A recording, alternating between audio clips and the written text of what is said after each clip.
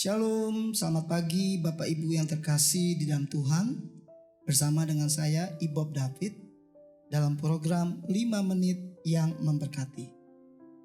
Diambil dari Yohanes 1 ayat 16. Karena dari kepenuhannya kita semua telah menerima kasih karunia demi kasih karunia. Kita rindu setiap kita mengalami anugerah atau kasih karunia demi kasih karunia. Kita rindu dalam hidup kita melihat, menerima, dan mengalami kasih karunia itu. Kita tahu yang tadinya kita tidak layak dilayakkan.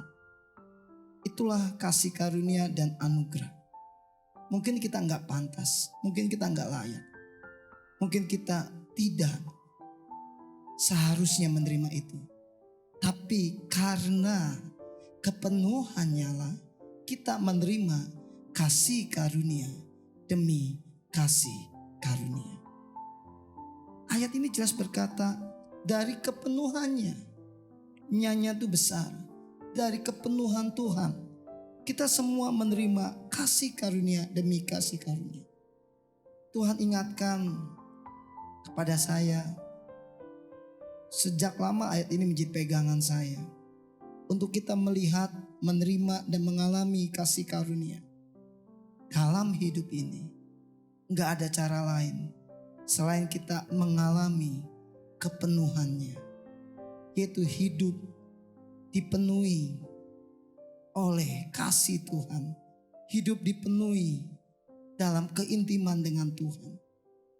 Hari-hari ini bahkan Paulus pun berkata, aku ada sebagaimana aku ada, itu semua karena kasih karunia. Dan kasih karunia itu dia tidak sia-siakan. Justru dia bekerja lebih keras lagi.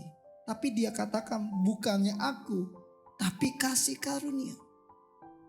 Dan Tuhan ingatkan pagi hari ini lewat kebenaran firman Tuhan, dari kepenuhannya lah kita semua menerima kasih karunia demi kasih karunia. From grace to grace. Kita suka bilang from glory to glory. Tapi hari ini kita diingatkan from grace to grace. Karena di ayat lain berkata, Yohanes 1 ayat 14, firman itu telah menjadi manusia dan diam di antara kita. Dan kita telah melihat kemuliaannya, yaitu kemuliaan yang diberikan kepadanya sebagai anak tunggal Bapa, penuh kasih karunia dan kebenaran. Wow, Yesus anak tunggal Bapa, penuh kasih karunia dan kebenaran. Bapak Ibu yang dikasih Tuhan, tidak ada cara lain untuk kita mengalami kasih karunia Tuhan. Biarlah kita mengalami kepenuhan Kristus dalam hidup kita. Hati kita, mata kita, mulut kita, bibir kita, biar terus dipenuhi dengan Kristus. Maju terus, Tuhan Yesus memberkati.